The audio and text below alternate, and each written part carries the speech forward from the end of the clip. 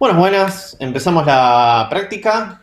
Hoy vamos a tener tres segmentos. El primero de tipos abstractos de datos, el segundo cómo llevar ese concepto a C y el tercero la consideración, el enunciado. Explicamos un poquito el enunciado y las primitivas del vector dinámico, que es la siguiente entrega que van a tener que hacer. Bueno, yo me quedé sin aire. Bien. Lo que vamos a hacer ahora es, yo voy a empezar una presentación, que me gustaría iniciar presentación y ver si la puedo compartir. ¿No? De momento, la verdad, si puedo ver toda la pantalla. Select window or screen. A ver ahí. Aló. Bien. Yo estoy bastante seguro que se está viendo la presentación. Se ve bien. ¿Se ve Y bien? Jorge, Bueno, te molesto con una consulta en el Lido. en el Lido. Muy Tenemos bien. que, estás mirando el video de archivos.h.c, pregunta Mauro. ¿Puede ser que esté faltando un video número 13 de TAD?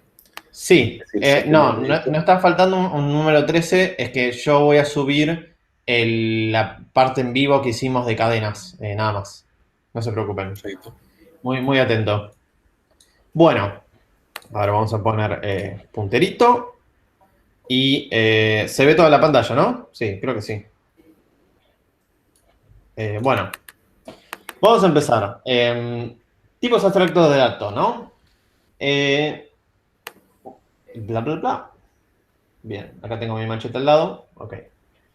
Vamos un poquito a la teórica. ¿Qué es un tipo abstracto de datos? Es un concepto que vamos a aplicar a lo largo de toda la materia, ¿sí? Y se puede definir formalmente como un conjunto de valores y operaciones que se definen mediante una especificación, ¿sí? Y que no dependen de una implementación o son independientes de una representación. Este es el texto teórico, no se preocupen, lo vemos en más detalle. Lo importante que se tiene que llevar de todo esto es que si manipulo un tipo abstracto de datos, que ahora vamos a ver un ejemplo, solo voy a manipularlo mediante su especificación y jamás sobre cómo está hecho ese tipo abstracto de datos, o sea, jamás sobre su implementación. El tipo abstracto de datos, su principal objetivo en la vida es separar dos cosas. Por un lado, tiene que separar qué hace, ¿sí? Y por el otro tiene que separar cómo lo hace. ¿Y cómo hace eso? Bueno, vamos a... Yo soy más de explicar con un ejemplo que otra cosa, así que vamos a ir ya con un ejemplo muy, muy simple.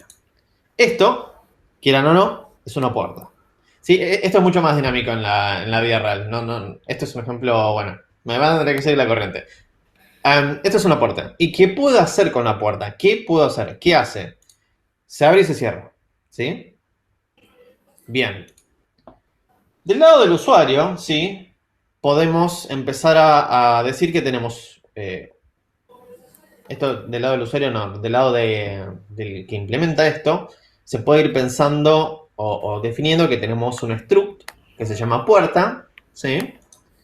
Que tiene una función, por ahora llamemos la función, que se llama abrir, que abre, la deja en un estado abierto, y tenemos otra función, que por ahora la vamos a llamar función, que la cierra. ¿Sí? Hasta ahí nada complicado. Y también hay otra función, que vamos a llamarla por ahora función, que se llama está abierta. Ahora lo interesante de esto es que nosotros estábamos tratando, voy a volver un poquito para atrás, tratando de aplicar el concepto de la diferenciación entre qué hace y cómo lo hace, ¿sí? Entonces, repasando y volviendo para adelante, vamos a decir, yo ahora voy a tener una struct puerta que voy a usar una función que ahora la llamo primitiva, ¿sí? Que van a ser las funciones en C que me van a permitir interactuar con este tipo abstracto de dato puerta, ¿sí? Y que mediante estas primitivas yo voy a interactuar con puerta y las voy a dejar en otro estado, por ejemplo abierto. Con otra primitiva le voy a aplicar al tipo abstracto de dato puerta y le voy a dejar en otro estado y después puedo preguntar sobre si está abierta o no y ejecutar otros tipos de primitiva. Y entonces, obviamente, detrás de esto hay código, ¿sí? Pero justamente estamos poniendo una barrera entre qué hace y cómo lo hace. Porque nosotros del lado del usuario, ¿sí? Nos tiene que interesar solamente el qué hace, ¿sí? Yo tengo que leer esta primitiva y decir, ah, esto abre la puerta. Ah, esto cierra la puerta. Ah, esto me dice si está abierto o no, ¿sí? Nada más. Si viene el usuario, ¿viste? Al que está atrás y le dice, che, ¿me mostrás cómo está implementado el puerta T? ¿Sí? Adentro. El que lo implementa está autorizado a mandarle este meme, ¿qué te importa? Esto en la vida real es mucho más divertido porque ustedes se ríen en clase y yo me doy cuenta que se están riendo no y bueno, acá no tengo ningún feedback. Pero bueno. Gracias Martín, sí, ahí está. Ahora, Oh, lo importante de un tipo abstracto de datos, ¿sí? Que quiero que de vuelta se entienda. Esto es el mismo concepto repetido n veces hasta que se les meta en la cabeza, ¿sí? Solo se trabaja con un tipo abstracto de datos mediante las primitivas. ¿Y qué es una primitiva? Es la función que expone y te dice, todas estas funciones, ¿sí? A, B, C, D, F, G, H, se usan para trabajar con el tipo abstracto de datos. Si encontrás otra dando vueltas que yo no te dije que son parte de las primitivas, no la puedes usar, jamás, ¿sí? Entonces, solo las funciones que expone el tipo abstracto de datos, que se llaman primitivas, son las autorizadas para trabajar con el tipo abstracto de datos. Y el usuario que está usando este tipo abstracto de datos, ¿sí? Jamás va a tener que programar código que dependa de la implementación interna de un tipo abstracto de datos, ¿sí? Vamos a ver un ejemplo ahora. Si yo del lado adentro de la implementación tengo una puerta que tenía una forma de codearse adentro con un entero que indicaba el estado, ¿sí? Y que después me manipulaba el estado cambiando el valor del entero, ¿sí? 1 para abierto, 0 para cerrado, por ejemplo, ¿sí? O, por esas cosas de la vida, implementaba una puerta que usaba la librería de bool, stdbool, ¿sí? Para booleanos, y representaba el estado de la puerta con un booleano, y cuando la cerraba le cambiaba el estado a falso, ¿sí? O verdadero, o lo que sea, ¿sí? Si yo hubiese hecho código que depende del booleano estado, tendría un problema, porque yo el día de mañana no puedo cambiar el tipo abstracto de tu puerta. Lo que me permite pararme un paso para atrás y decir, bueno, yo voy a usar cerrar, abrir y está abierta, lo que me dice es, bueno, también las primitivas no las vas a poder cambiar, ¿sí? O si las cambias va a costar mucho, pero justamente no se cambian. Entonces, la primitiva cerrar va a recibir una puerta y va a devolver nada, porque es void, ¿sí?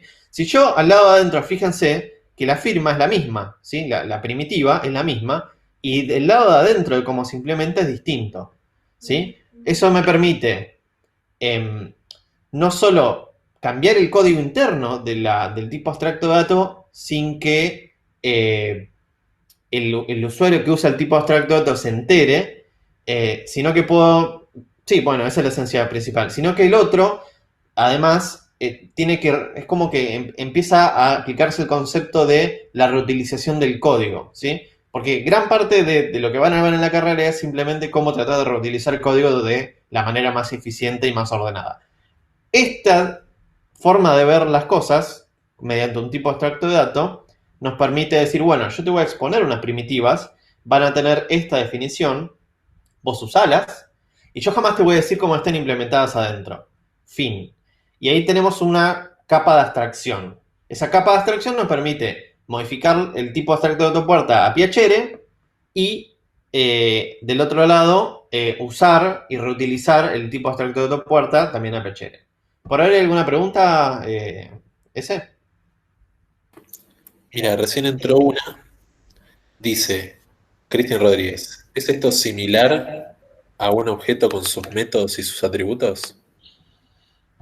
Como no vimos en el universo de la cátedra, no existen objetos y no tenemos atributos y métodos de un objeto, no te podría contestar correctamente, pero sí, digamos que esto es como los antecesores, no sé cómo decirlo antecesores, es como, sí, hay una similaridad porque tratan de encapsular, digamos, lo que importa es la abstracción y el encapsulamiento de cosas.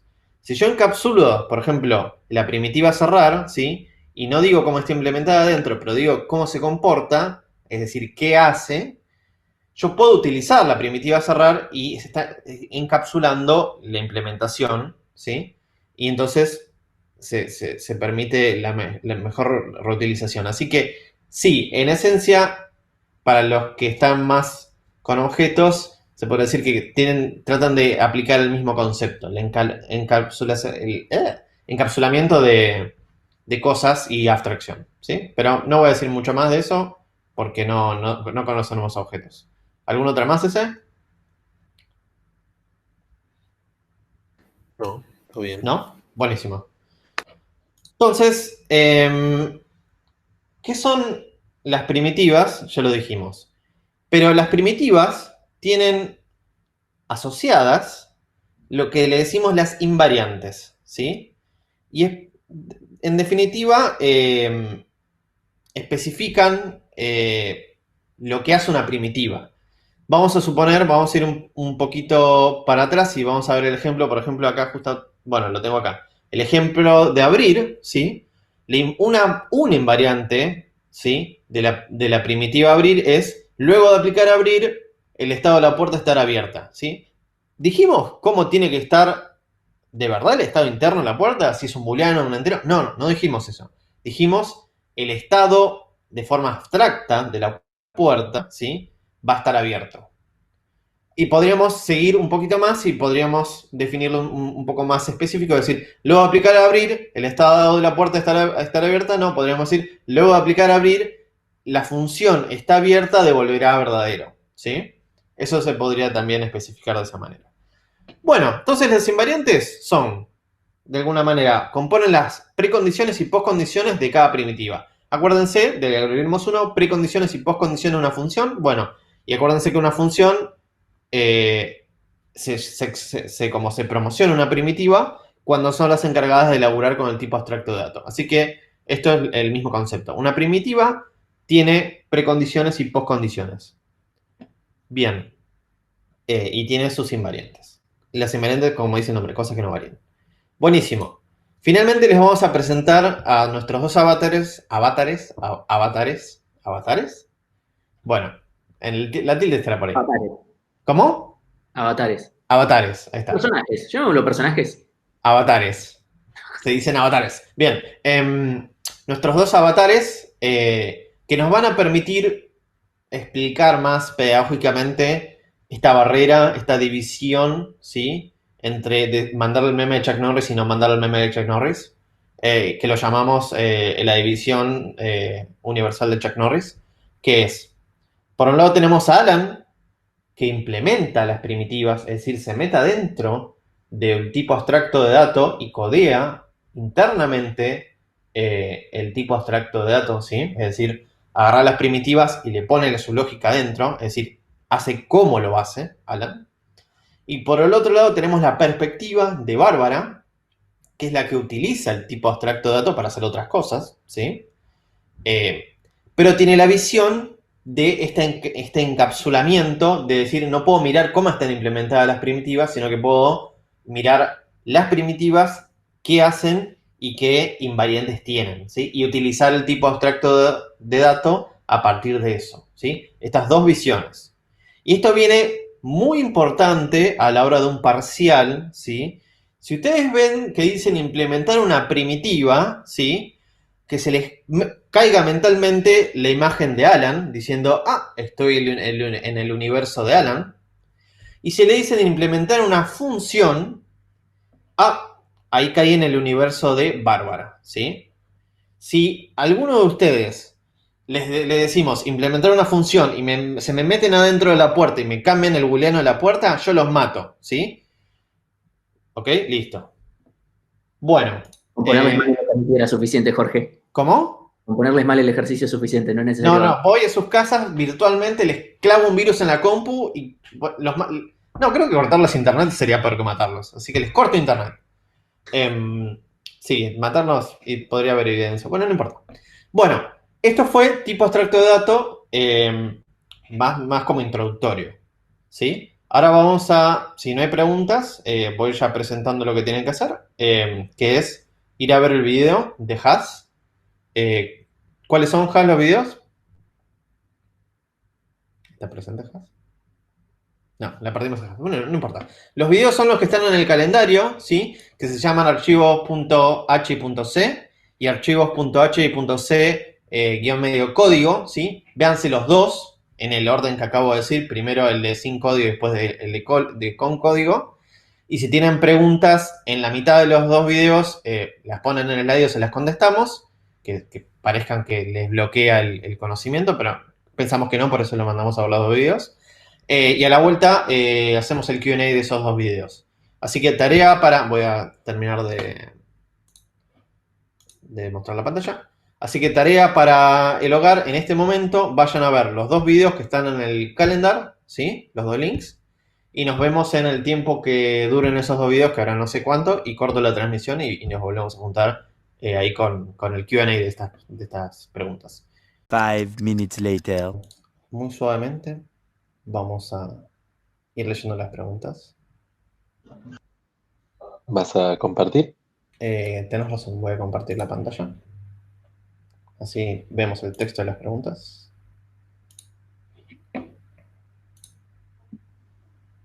Bien. Tiki. ¿Se ve? Ahora sí. Bien. La primera pregunta la hace Camilo. Dice, a mí no me queda clara la diferencia entre primitiva y función. ¿La primitiva es la firma de la función? La respuesta es... Por abajo las dos son funciones, pero la función, ¿sí? Es como... Perdón, la primitiva es una función con esteroides. ¿Por qué es una función con esteroides? Porque la primitiva es la única que está permitida para poder trabajar con el tipo abstracto de dato. Una función común no puede, una primitiva sí. Y por eso venía con el tema de en el parcial y todo eso. De que si usted le piden implementar una primitiva, la primitiva, que es una función con esteroides, ¿sí? La primitiva está autorizada a entrar y manipular y trabajar sobre el tipo abstracto de dato, ¿sí? Y obviamente va a haber código dentro de... Estamos en el mundo de cómo lo hace, ¿sí? Y va a poder modificar internamente y tener condicionales sobre el estado interno, el tipo abstracto de dato y meterlas adentro, sería, ¿sí? En cambio, una función común y corriente no tiene la autorización para hacer eso y no puede acceder al tipo abstracto de dato, no puede, ¿sí? Esa es la diferencia. Para que quede en una sumarización muy fácil de blanco-negro, la primitiva puede trabajar, recibe y cambia y puede trabajar internamente sobre el tipo abstracto de dato. Una función no puede. ¿Sí? Hay una barrera ahí, está Chuck Norris, que no le deja. ¿Sí? ¿Qué más? Bien. La siguiente, Juan, está con el caso particular de strings y char. No sé si tú querés verlo online. Verlo online, ¿en qué sentido? Lo hacemos la pregunta acá, en vivo. Ahora decís. Dale, sí. Eso Ok. pregunta. Dale, sí, dale. Una pregunta de strings o char asterisco en C. Si yo hago char asterisco texto igual a, entre comillas, hola, y después texto igual a, entre comillas, buenos días, ¿qué pasa con el tamaño de la variable de texto? ¿Cambia sola? Bien, vamos por partes. Esta forma de inicializar la variable texto y la variable texto, ¿sí? Es mediante un literal que es una cadena que se llama hola, ¿sí? Esa cadena no vive en el stack, sino que vive en el mundo de los literales, ¿sí? Donde sea que fuese. Y no ocupa memoria en el stack, ¿sí? Es un literal. Y texto tranquilamente puede, de hecho lo estaba a punto de ejecutar para estar seguro, pero no tuve tiempo, que texto tranquilamente puede primero ser asignado por un literal que se llama hola y después ser asignado por otro literal que se llama texto. No estoy del todo seguro, pero no me parecería loco, ¿sí? Em, Y la pregunta con el tamaño de la variable, técnicamente no hay tamaño porque los dos son literales, ¿sí? El tamaño de los dos literales son sus respectivos tamaños, que sí, uno es más grande que el otro, pero la variable de texto apunta a uno de esos dos literales. La variable de texto no cambia, ¿sí? Porque su tamaño no cambia. Los literales a lo que apunta tienen sus respectivos tamaños en el mundo de los literales, que no es el stack, ¿sí? Que es texto plano. Si lo queremos poner medio gallego, son literales. Lo que se lee está ahí. Como los literales que vimos en la primera clase o segunda de C. ¿Sí? ¿Algún comentario, Martín? No, ninguno. Ok. ¿O ese? ¿Te parece bien? Ok, Perfecto. buenísimo. Siguiente pregunta, que en este caso entiendo que es anónima, porque quizás le da a alguien pudor Ok. preguntar en este sentido. Dice, ¿por qué el hombre implementa y la mujer utiliza? Ok. No hay una implementa forma de verlo. Los dos son programadores y justamente comparten una convención que es yo te abstraigo de cierta cosa y me encargo de esta responsabilidad para este caso, para este tipo abstracto de dato. Y el otro, que está obviamente haciéndolo código también, no hay diferencia ahí, está siguiendo esa convención y dice, bueno, si vos me decís que solo con las primitivas puedo usar este tipo abstracto de datos, listo, uso solo estas primitivas y listo. Obviamente los dos tienen que estar programando para poder usar el código, así que no hay ninguna diferencia, solo es una convención que se usa.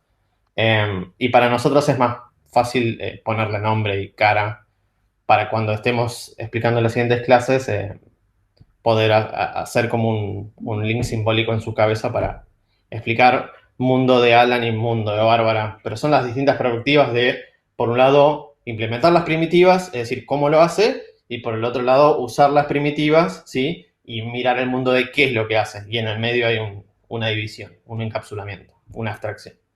Siguiente pregunta. Martín, ¿querías comentar algo?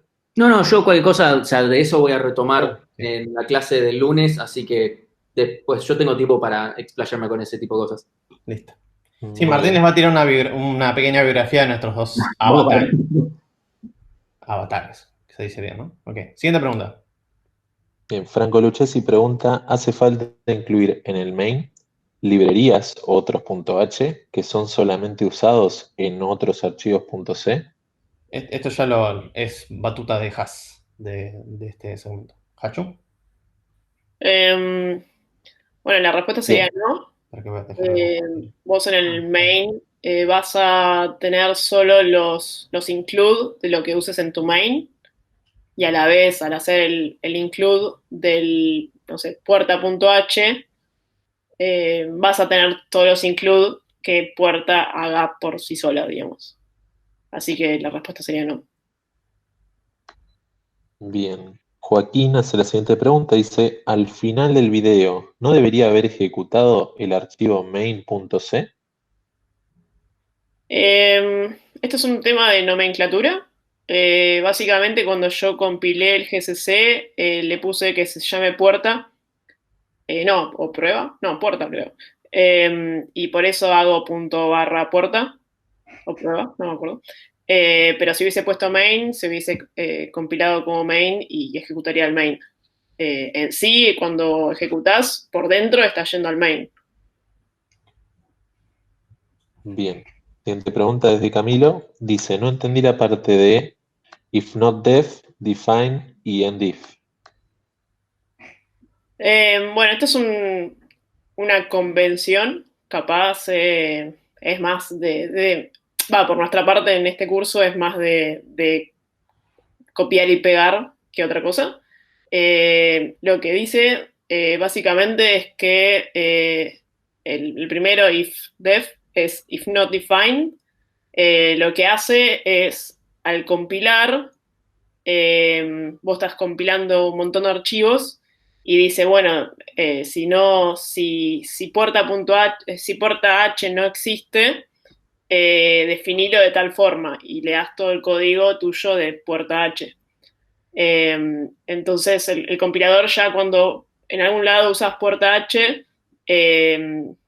va y lo busca. Y lo busca y si no lo encuentra, te dice, che, mirá, no tenés definido puerta.h.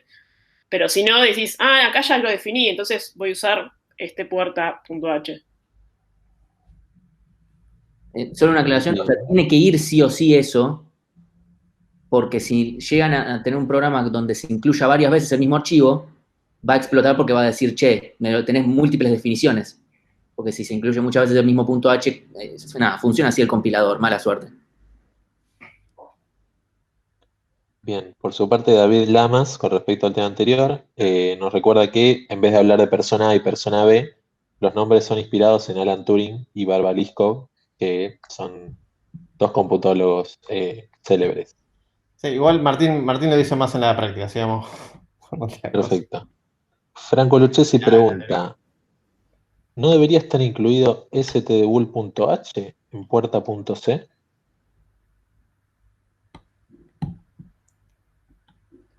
Tendría que ver el archivo, la verdad. Si en puerta.c estoy usando algún bool, sí, pero si a la vez lo estoy usando en el puerta.h ese bool, ya con incluirlo en puerta.h debería ser suficiente porque a su vez puerta.c incluye a puerta.h y puerta.h incluye ese bool. Pero sí, es como una cadena de inclusiones, básicamente. ¿Puedo hacer un comentario? Si no se usa bool en el punto H, ¿viste? ST de bool en el punto H, no debería estar ahí incluido en el punto H. Eso es un punto número uno. Es decir, no incluyan cosas en los puntos H que no forman parte de lo que recibe o lo que devuelve una primitiva, ¿sí? Porque hay como que de alguna manera están exponiendo la implementación interna del tipo abstracto de datos. Ese es punto número uno. Si recibe un bool o devuelve un bool, que el caso creo que es correcto porque la primitiva está abierta, devuelve un booleano, ahí sí va el stbool.h. Y como dice Haas, quiero que quede también de vuelta resumido en una sintaxis. En general, el tipo abstracto de datos .c incluye en la primera línea include tipo abstracto de datos.h, ¿sí? Porque así tiene todos los include que hacen en el H ya los tienen en el C. Y nos ahorramos primero escribir dos veces y segundo ya tenemos las firmas, las declaraciones de las primitivas cargadas en el compilador. Terminé. Bien. Franco Lucchesi dice, última pregunta, por lo tanto, si ya hacer otra pregunta, se le irá ignorado. Dice, ¿sería una buena práctica de programación poner prefijos a todas las primitivas de un TDA? Esta creo que cualquiera de los dos, ¿no? Has, si querés agarrar la voz porque es más de punto C. Tengo el camión de la basura pasando. ¿No? Pero creo que no se escucha tanto. Sería una buena práctica. Sí, yo creo que sí. O sea, si querés poner puerta está abierta, puerta está cerrada, puerta crear, creo que se ve prolijo y lo usamos habitualmente. Así que yo, excepto que alguno se ponga. No, o sea, es obligatorio que lo hagan. O sea, desde la primera entrega donde van a tener que escribir, o sea, no la próxima porque es muy acotado lo que tienen que hacer, pero ya de la siguiente, si no van a empezar a repetir código y eso es feo. O sea, lo que se expone tiene que existir en el punto C, pero no necesariamente todo lo que existe en el punto C se expone. Igual lo vamos en detalle en las siguientes prácticas y entregas que vayan haciendo. Siguiente. Continuando con Luciano, dice, no me queda claro si puedo agregar funciones auxiliares mías en el archivo .c para que funcione el código. Si Sí, otra persona utiliza el .h, ¿no le funcionaría? Funciones auxiliares, justamente. Perdón, Has, sí, este es tuyo. Básicamente, lo que quería decir es que, o sea, vos puedes implementar tus funciones auxiliares y si las usás dentro del código de archivo.c va a funcionar. lo que no va a hacer, puede hacer la otra persona que use tu archivo, tu tipo abstracto de dato, es importando tu, no sé, puerta.h, no va a poder usar esa función auxiliar tuya. Pero si vos en una primitiva por dentro usás esa función auxiliar, va a funcionar perfecto. O sea, le va a funcionar a esa persona, pero no va a poder entrar a puerta, no sé, devolver, no sé, algún cálculo que vos hiciste de forma privada, digamos. Bien. Vamos directamente a la pregunta de Nicolás, que dice, creo que es un tema de struct, pero no entiendo bien qué es cuando aparece puerta-t asterisco p.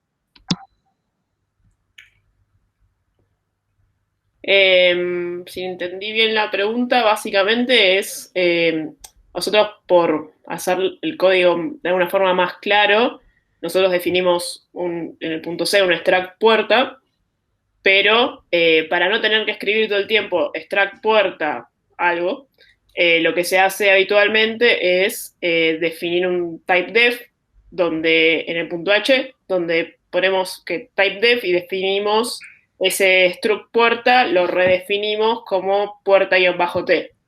Entonces solo tenés que escribir puerta-t en vez de extract puerta. No sé ¿Habrá un comentario más? Si tenés más dudas, mira el video de estructuras que lo dimos la clase pasada, me parece. O sea, es un puntero en una estructura. Fin. Listo. No quería comentar más. Excelente. Axel pregunta, ¿el compilador sabe que si vos tenés un archivo .h, necesariamente hay un punto .c? ¿Dónde está definido cómo funcionan las primitivas? ¿El compilador sabe que si vos tenés un archivo .h, necesariamente hay un punto .c donde están definidas las primitivas? Eso medio que cruza varios temas. En la primera clase vimos que el compilador agarra todos los archivos y los junta, ¿sí? Entonces, siguiendo un poquito la clase del principio del compilador, que fueron 2 segundos, el compilador tiene a mano todos los archivos, del punto .h y el punto .c, ¿sí? Los junta todos. Y después hace lo de juntar código entre sí, ¿sí? Entonces, el compilador necesita tener a mano los .h y los .c, pero después se da cuenta en realidad con la firma de la función, ¿no? No tiene un método de, porque hay un .h que se llama Pepito, voy a buscar otro .c que se llame Pepito. No existe eso. ¿Algo más que agregar? ¿Has? No, creo que no. Yo pensé que estaba como al revés la pregunta entre .h y .c, pero bueno. Okay. Creo que queda claro. Entró recién una pregunta de Luciano, dice, ¿por qué en el archivo .c no se pone el typedef y en el archivo .h sí? Qué específico. Lo responde Bojas, listo. No, creo que necesito un poco de ayuda, porque creo yo más por convención que otra cosa. No sé si hay No, algo más. no es una cuestión de convención. Si no está en el punto H, entonces Bárbara no lo va a poder ver y va a tener que llamarlo struct. Y no está en el punto C, porque entonces lo estaríamos redefiniendo 2 veces. La estaríamos definiendo 2 veces el mismo tipo. Que a ustedes tal vez les podría llegar a compilar, tal vez, localmente. Pero después cuando manden al corrector, lo más probable es que no les ande. Porque tenemos unos flags, así medio fachos, que si de repente redefinen 2 veces, dicen, no, listo, está todo mal, y les dicen, aprender a codear, así. Y es muy, muy violento el corrector. Entonces, no es una cuestión o sea, tiene que estar en el punto H, sí o sí, y en el punto C, la verdad es que no va a andar tenerlo 2 veces. O sea, si lo tuvieran en cualquier otro punto C, también redefiniendo, probablemente le harían lío. O sea, sin esos flags, probablemente funcionaría igual porque están redefiniendo sobre la misma estructura, entonces es como están llamando 2 veces de la misma forma a la misma estructura. Si fueran a 2 estructuras diferentes, se explota todo y no sé, hay GCC seguramente nos bardearía un poco.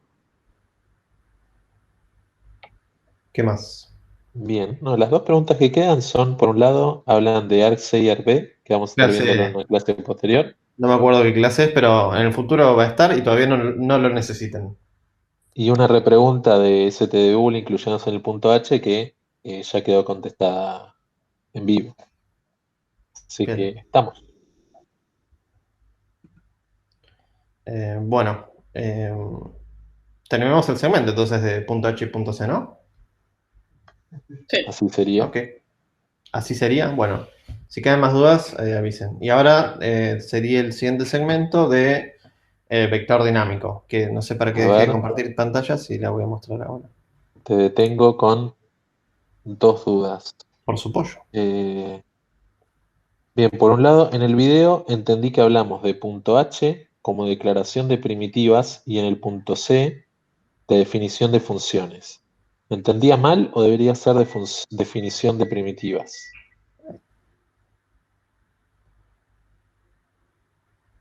Está bien, sí, no, entendiste bien. Entonces sería definición de primitivas. Sí, perdón, ¿no es lo que puso? Ah, no, no estaba leyendo, pero como perdón, en el aire que... O sea, en el punto H está la declaración de las primitivas y en el punto C está la definición de las primitivas. Y también de las funciones si llegaran a ver. De Pero funciones bueno, auxiliares. eso por fuera nadie se da cuenta. Claro, en realidad creo que la confusión es nomenclatura de si es definición de funciones o definición de primitivas. Es definición de primitivas. Es lo mismo, básicamente, pero preferimos que usen la palabra primitivas. Y sí, y haría un comentario mini adicional que es, si tenés una función auxiliar que está en el punto C, que no está en el punto H, eso lo llamamos función auxiliar, ¿sí? Función auxiliar. Y no lo llamamos de ninguna manera primitiva, porque para que sea una primitiva tiene que estar en el punto H y tiene que ser como justamente declarada para todo el mundo lo que es... justo aquí me está hablando.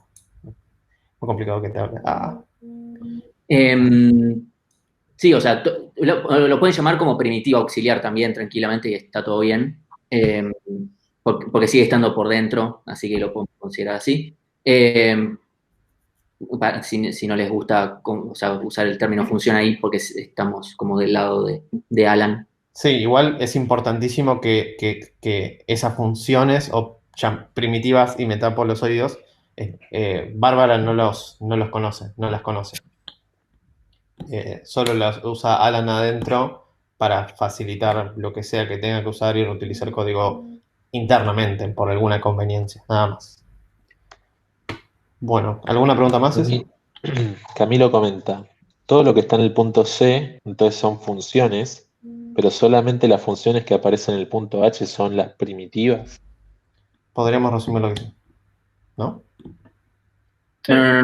Todo lo que está en el punto C son cosas internas. O sea, que quede claro esto. Es todo interno, podemos decir primitivas. Si tienen además las que no se exponen, llamar las funciones auxiliares, pero que siguen siendo primitivas, en el sentido de que pueden ver el interior del TDA.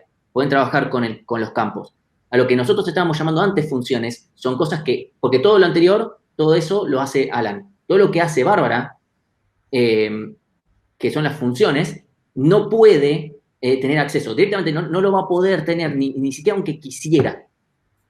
¿Sí? O sea, ahora con esto de los puntos H y punto C, después en la teórica voy a explicar un poquito más por qué se logra esto, pero ni siquiera puede tener acceso. Y a eso es a lo que llamamos funciones.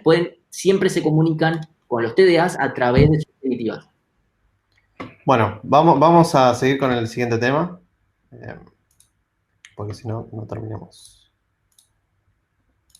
Sí, y solo una aclaración por el tema de preguntar de forma anónima. Les dijimos desde la primera clase que o sea, las primeras clases lo bancábamos un poco, pero les estamos diciendo, pregunten, pongan nombre, lo necesitamos porque necesitamos saber a quién le estamos respondiendo. Es como en clase nosotros le preguntaríamos quién es, a quién está haciendo la duda. Queremos tener, y además porque cuando mandamos todas las encuestas y eso al principio del cuatrimestre, creo, nos llenaron con por favor no admitan anónimos. Así que estamos también respetando lo que una enorme cantidad de gente que nos respondió después de la prueba nos pidió. Bien. Sí, digamos, no sean anónimos. Sí, por favor, please. Salvo Bueno. como el anterior que podía ser una cuestión sensible. Si le da vergüencita, sean anónimos. Si no les da vergüencita, por favor pongan el nombre. Bien, siguiente tema. Vector dinámico. Vector dinámico va a ser la siguiente entrega que van a hacer, ¿sí? La fecha de entrega, ¿cuál sería? Bueno, está en el calendario, que ahora no lo tengo a mano. El lunes, o sea, la publicación es el lunes, entonces la entrega es el lunes siguiente, creo, si no me equivoco, déjame, ya te lo confirmo. Dale. Es el lunes 4 de mayo, la Listo. entrega. La entrega se hace el lunes 4 de mayo, así que no pueden dormir mucho. Aunque la verdad les está conveniendo bastante esto de la cuarentena porque las primeras entregas en general se hacen un poquito más rápido. Pero bueno, vienen zafando. Por así decirlo. Bien, sigamos con el tema. Como ayuda de memoria, a partir del lunes que viene tienen todas entregas durante los próximos 4 lunes. Bien, qué muy buena ayuda de memoria para los colgados. Bien, siguiendo con lo que dijo Haas de tratar de mapear cosas en el punto H y en el punto C, ¿sí? Es como lo de pueden escribirse esto en la mano, sin el problema, que en el punto H van a estar las primitivas de nuestro vector dinámico que tenemos que implementar, y en el punto C van a estar justamente la implementación de estas primitivas que decimos que existen, ¿sí? Y van a estar definidas, ¿sí? Ok, entonces vamos a la parte interesante. Esto, así como está, ¿sí? Con el punto y coma en cada una de estas declaraciones, ¿sí? Quiere decir que en C, quiere decir que existe una función que se llama vector destruir, que recibe un puntero, acuérdense del asterisquito, vector t, ¿sí? De tipo vector t, y que no devuelve nada, ¿sí? Y así con cada una, ¿no? Y todas estas funciones, que ahora las vamos a llamar correctamente, todas estas primitivas, ¿sí? Porque trabajan con nuestro tipo abstracto dato, van a estar ubicadas en nuestro archivo .c. De todas estas, vamos a empezar por las que ya les damos la cátedra, que son estas dos de abajo, ¿sí? Estas dos no las tienen que implementar, sino que cuando se bajen el TP para realizar, ya va a tener código adentro en el .c. ¿Alguien dijo algo? ¿Por qué? Sí, en este momento no se están viendo las diapositivas en el Puta stream. madre. Es extraño, pues nosotros de este lado las estamos viendo. Ok. Parar de compartir y volver a compartir, tal vez eso ayuda. Vamos Ahí por eso. me conecto al stream para... No se están viendo. Gracias por avisar. Qué feo. A ver. Inicia la presentación. Entonces, volvamos a esto. Qué raro que no se esté viendo, ¿no? Mostrar mi pantalla, una ventana. Ahí se ve. Bueno, tendremos que esperar un toquecito, pero se deberían ver.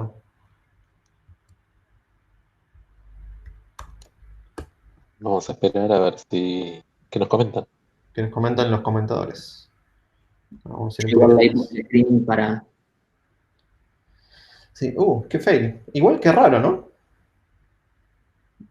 Sí, ahí se ven, ahí se ven. Excelente. Bueno, muy raro bug. Bueno, perdón la dificultad técnica. Bien, sigamos. Como decía, vamos a hacer el recap. En el punto H, las primitivas del vector dinámico. En el punto C, la implementación de las primitivas del vector dinámico. ¿Sí? Buenísimo. Siguiente clic. Las primitivas son estas. Estas primitivas están declaradas, quiere decir que existen, ¿sí? En el archivo .h, que está acá arriba a la derecha, ¿sí? .h.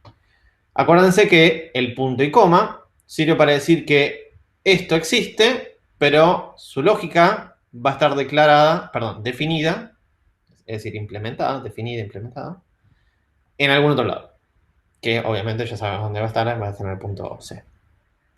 Y entonces vemos que tenemos varias primitivas, ¿sí? Vector destruir, vector obtener, vector guardar, vector obtener tamaño, vector crear y vector redimensionar, ¿sí?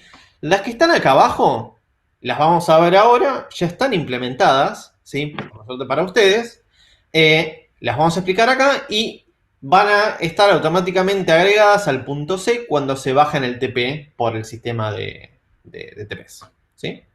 Y ahora vamos a explicar estas de acá, que podemos ver que vector destruir, bueno, mucho no hay que decir desde el punto de vista de qué hace, ¿sí? Destruye el vector, ya el nombre lo dice, no hay mucho que decir. Vector obtener, ¿sí? Lo que hace es, le pasamos un vector, le pasamos la posición que queremos obtener del vector y le pasamos un puntero al valor, ¿sí?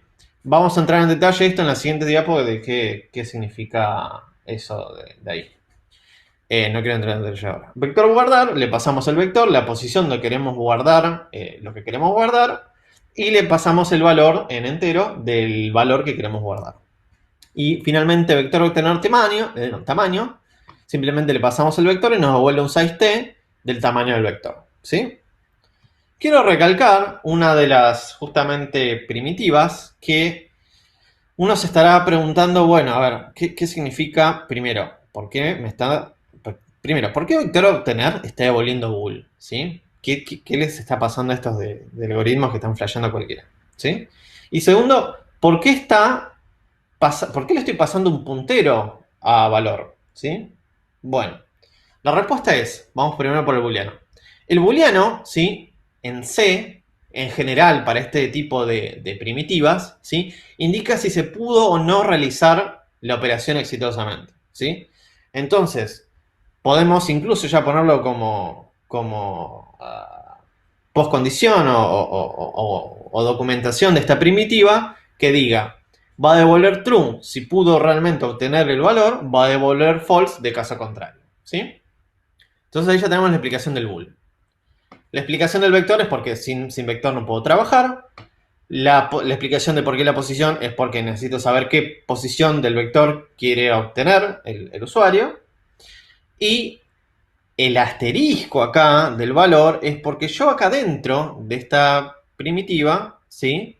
Ya puedo suponer que de alguna manera van a ponerle, inyectarle el valor real, el int, de la posición a la que estoy buscando. Entonces, si yo le pasara, acuérdense, esto tiene muchísimo que ver con el tema de punteros y de hecho, prácticamente no me acuerdo qué clase, pero ya lo vimos, que le pasamos un valor y le tratamos de cambiar ese valor.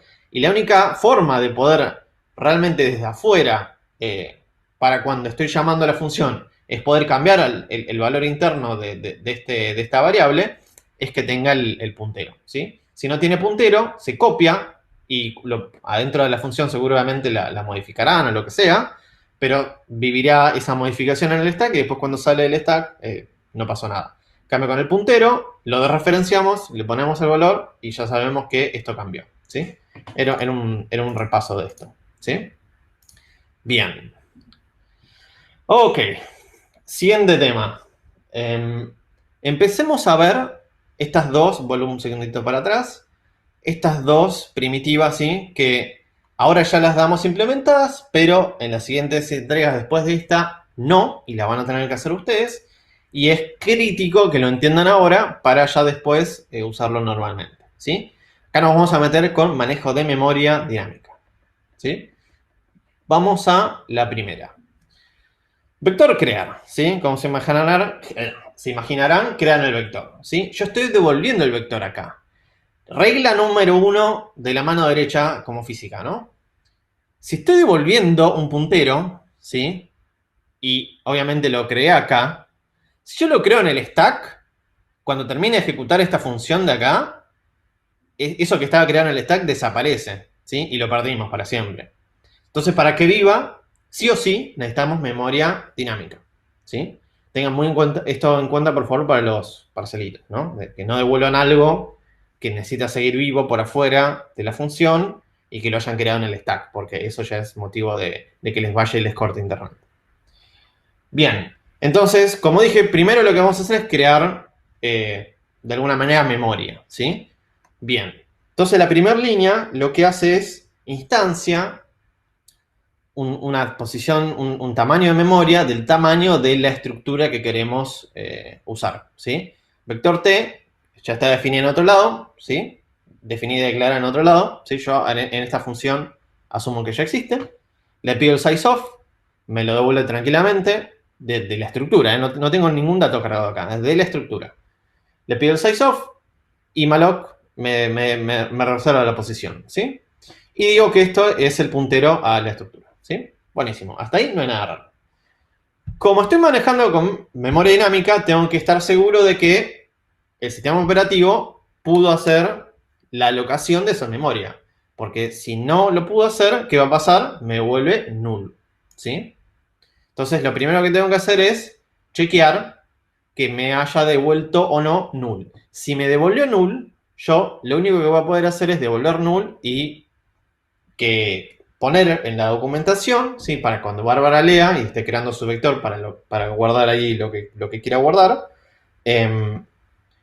Si devuelvo null, es que no puedo crear el vector.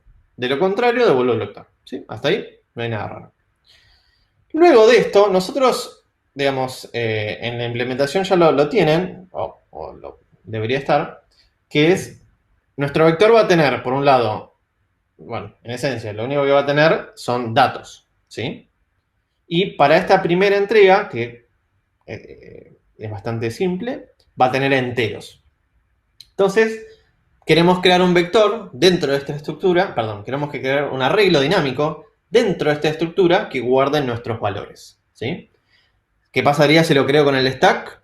Salgo de esta función, esa memoria no existe más y nuestro vector va a estar vacío por dentro y vamos a tener una carcasa de estructura y nada adentro. Entonces, vamos a cargarle un poquito de memoria para que pueda almacenar datos, ¿sí?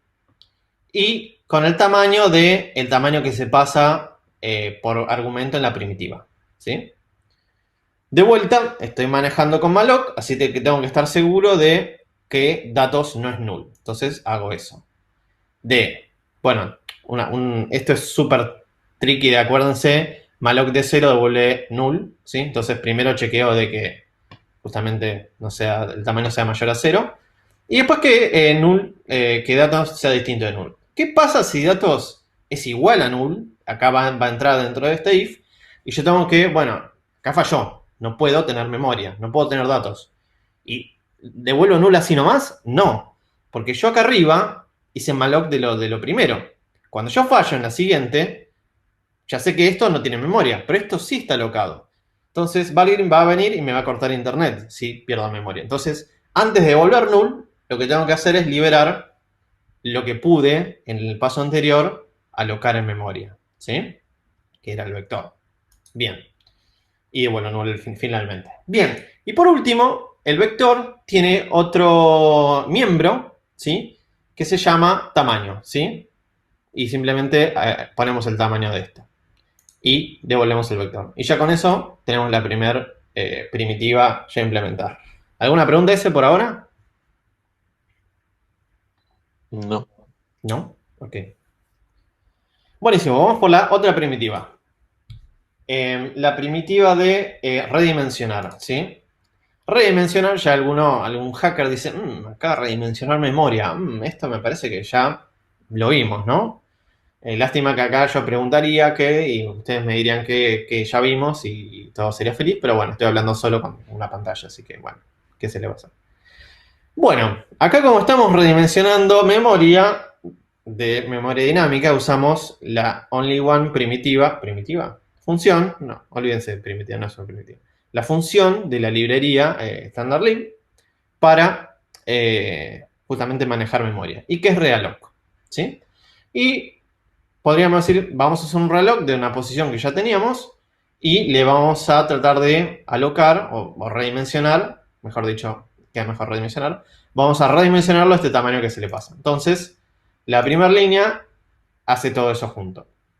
¿Qué hace? Entró una pregunta. Ok. En la diapositiva anterior, lo Sí. que pregunta Franco Lucchesi. Pero él dijo última pregunta, yo no le puedo responder más. Ok, Bien. lo que pregunta Franco Lucchesi. El return devolvería el puntero a la memoria dinámica del vector, ¿no? Si ese return devuelve el puntero a la memoria dinámica del vector. El return devuelve la posición a la memoria dinámica creada en esta primera. Y como nosotros sabemos que es un struct, digamos, esto Bárbara no sabe, solo Alan que está implementando vector crear lo sabe, adentro de vector hay muchas cosas, dentro de las cuales está datos y está el tamaño, porque hay 2 miembros, puede haber 74 miembros, ¿no? Pero bueno, hay 2. Entonces, lo que devuelve esta primitiva solo puede devolver una cosa, devuelve el tipo abstracto de dato, no puede devolver otra cosa. Entonces, lo que devuelve es el puntero del struct, ¿sí? Al struct vector.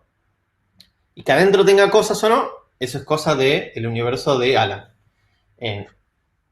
Así Entonces, como que, dice, efectivamente es el puntero y esa memoria es dinámica, la del vector. correcto. Bien, Buenísimo. era eso. ¿Alguna más? No. ¿No? Buenísimo. Sigo con el siguiente. Hicimos realloc.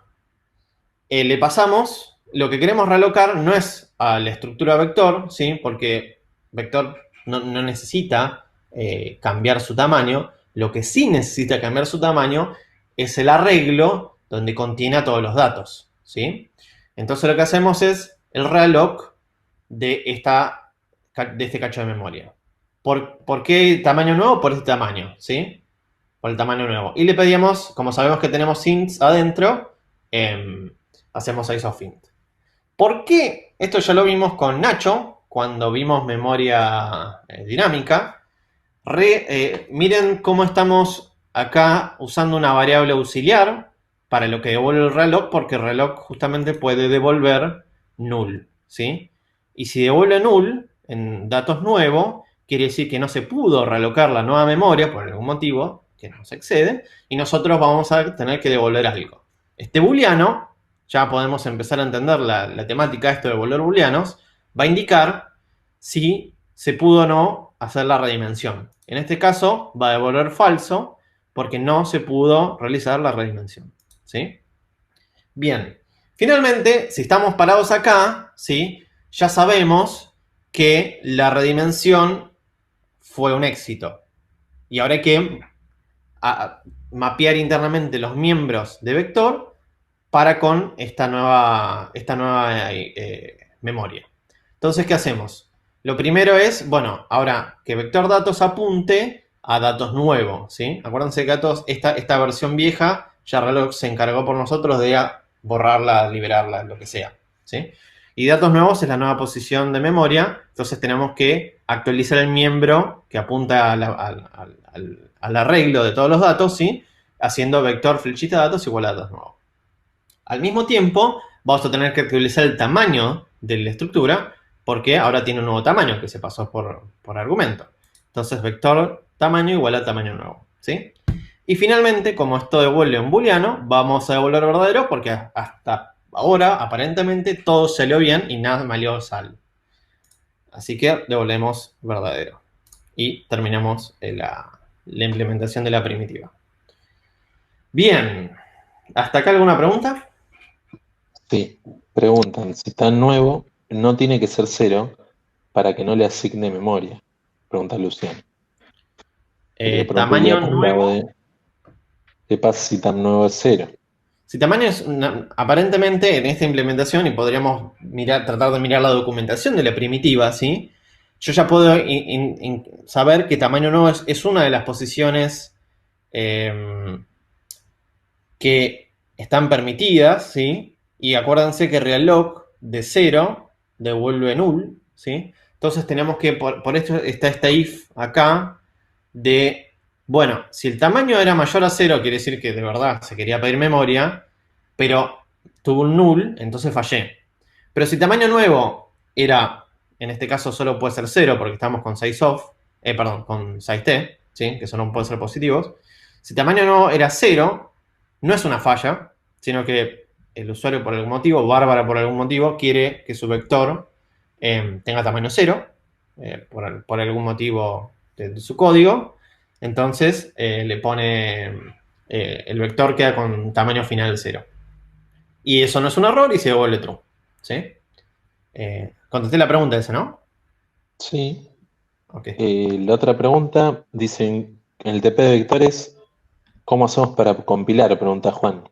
Está usando el mismo comando del TP0 y está recibiendo un error, ISO-C forbids an empty translation unit en W-error pedantic. Em, Yo diría que es Para- un caso particular. Sí, me parece que es un caso particular y... sí, es un caso particular. Si querés mandarlo a la lista, no estoy ahora en... ¿Vos ese pensás que lo podés contestar? No, así no estoy en modo compilación al aire. Ok, Sí, listo. Así igual que mande. los comandos para compilar están en el enunciado, así que Sí. van a estar a partir del lunes. Cualquier cosa. Listo, perfecto. ¿Otra más? No hay más preguntas por el momento. No hay más preguntas. Bien, ahora les vamos a hacer una pregunta para tratar de ver qué opinan ustedes. Si yo no sé qué voy a guardar en nuestro vector, ¿sí? Voy a ir un segundo para las primitivas, ¿sí? Si yo en las primitivas de acá arriba, todo para atrás, en estas primitivas, nosotros sabemos que estamos trabajando con un entero. Pero el día de mañana yo lo quiero cambiar, quiero decir, bueno, ahora mi vector quiero que guarde chars. Y el día de mañana digo, bueno, ahora quiero que mi vector quiera guardar long o lo que se me cante guardar, ¿sí? ¿Qué tendría que cambiar en esta forma de la definición de la declaración de las primitivas para que esto sea posible, para tener algo más genérico, ¿sí? Que pueda acá obtener lo que quiera y que pueda acá guardar lo que quiera. ¿Qué debería? No lo vamos a implementar ahora, pero ¿qué se debería usar? Y para eso activamos la poll. ¿Ese podés activar la poll? Bien, Para preguntarles a activo la ustedes. poll. No estoy buscando una explicación súper exacta. Estoy diciendo que me digan, acá podrías usar tal. No importa exactamente cómo. Tal. ¿Qué decías ese, perdón? Activo la poll y Sí. cualquier cosa que nos comenten si esta forma de interacción les resulta apropiada por este tipo de casos. Sí. Yo quiero saber Porque es qué todo nuevo. partes acá, qué cambiaríamos. No importa cómo, en la parte de adentro, cómo. Pero me interesaría decir, bueno, acá deberías usar algo por acá, por esta onda. Lo vamos a ver mucho más en detalle en futuras clases, pero quiero que ya empiecen a tener un poquito el concepto de lo que estamos tratando de hacer. Bien, mientras van respondiendo la poll, Luciano pregunta, que es el mismo que preguntó recién sobre tamaño nuevo en 0. Dice, pero si tam nuevo es mayor a 0, ¿no devuelve siempre false ahí? Si tamaño es mayor a 0, vamos al, supongo que es el de redimensionar. El de redimensionar, acá tiene un AND. Entonces, pide dos cosas para entrar al if. Que por un lado tamaño nuevo sea mayor a 0 y adicionalmente que tamaño nuevo sea igual a null. Si no se cumplen estas dos condiciones, no entra dentro del if. Espero que ya esa lógica demuestre que si tamaño es igual a 0, no va a entrar al if. Y si tamaño es mayor a 0, pero datos nuevos no es null, entonces tampoco entra al if. Solo en el caso que se trataba de hacer un reloj de algo mayor a 0 y obtuvimos un null como respuesta al reloj, va a entrar ahí recién a este if y va a devolver falso. Porque obtener null en ese reloj significa que hubo un fallo de índole de memoria. Correcto. Reloj devuelve null en caso de fallo. Bien. Bien. ¿Qué respuestas tenemos? Espera, otra pregunta de Brian R.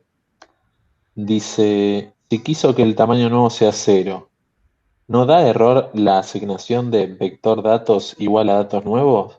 Porque el vector ya existe. Vamos por partes.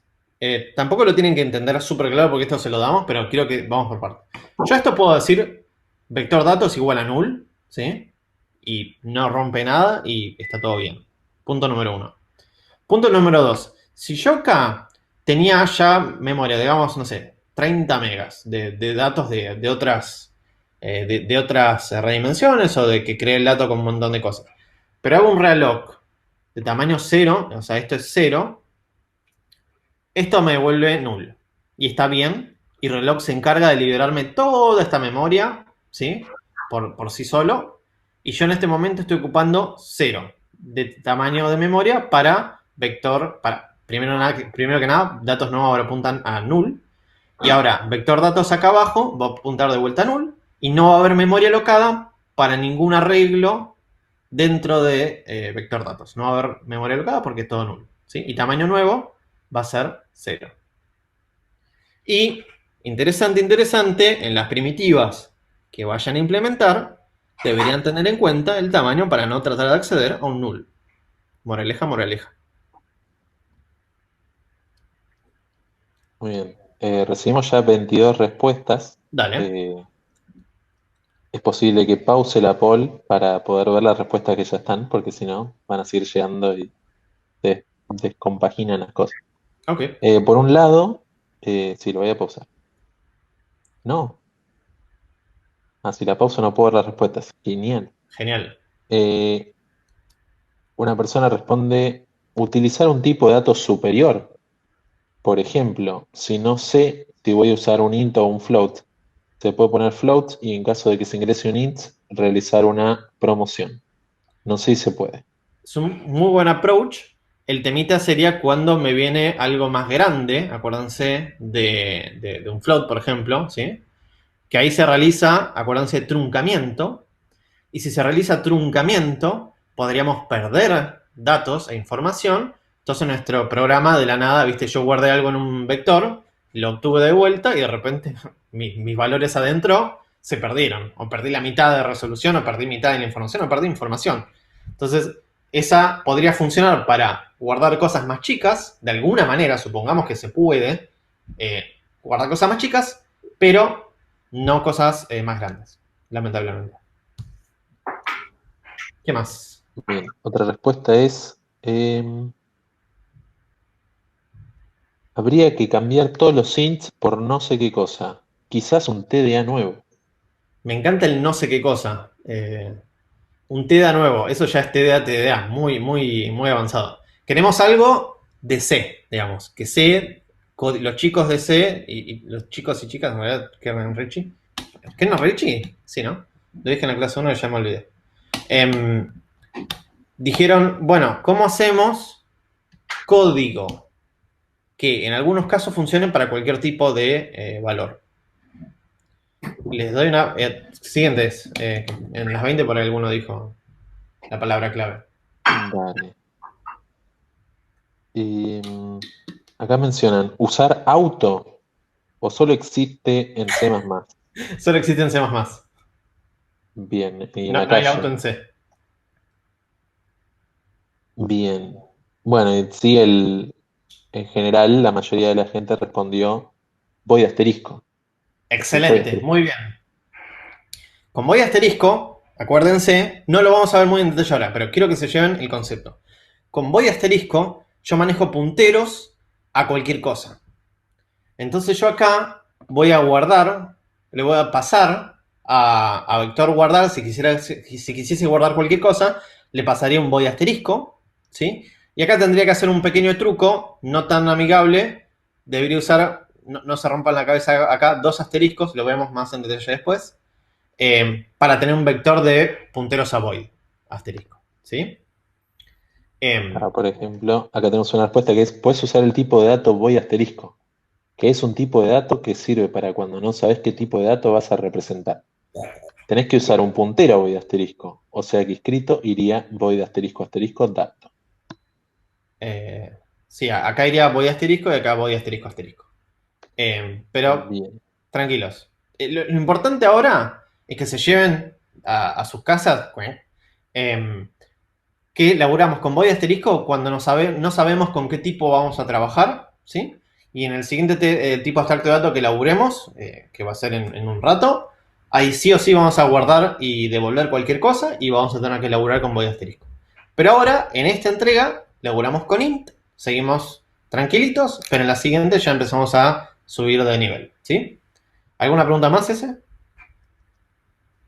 Ahora, en el lado de la respuesta, en un caso dicen, usás un void y después haces un casting con el nuevo tipo de dato que quieras guardar. ¿El casting dónde sería? No lo menciono. Ok. Que lo puedes mencionar vos. Bueno, la respuesta es, no haríamos casting de ningún tipo dentro de las primitivas, porque justamente no sabemos qué es lo que vamos a guardar. Y el casting podría, de alguna manera, si no rompería, pero tampoco a veces no es necesario, realizarse cuando si quiero guardar acá, pasar, no sé, mi int asterisco que quiero guardar, lo paso a void asterisco para pasárselo acá, pero no sería necesario porque se lo maneja solo esa parte. Pero bueno, tranquilos, no se rompan la cabeza ahora. ¿Alguna más? ¿Ese? Es el resumen de las respuestas. Por el momento no estoy viendo preguntas, Bueno, pero sí. Son voy a 8 y dejar. 31 y entiendo que con el delay de 5 minutos estarían siendo 8 y 36. ¿Qué delay de 5 minutos? Nada. Son Ah, 8 y 36. perdón. Ah, bueno. Ya, bueno, vamos terminando. Si no queda ninguna duda, voy a dejar 30 segundos de espera para si no cae ninguna nueva duda y vamos cerrando la clase. ¿Sí? La clase. Listo. Bueno, entonces vamos terminando la clase. Muchas gracias por asistir. Nos vemos. ¿Hoy qué día es? Hoy es viernes. Nos vemos el lunes. Que tengan un buen fin de. Saludos. Chau.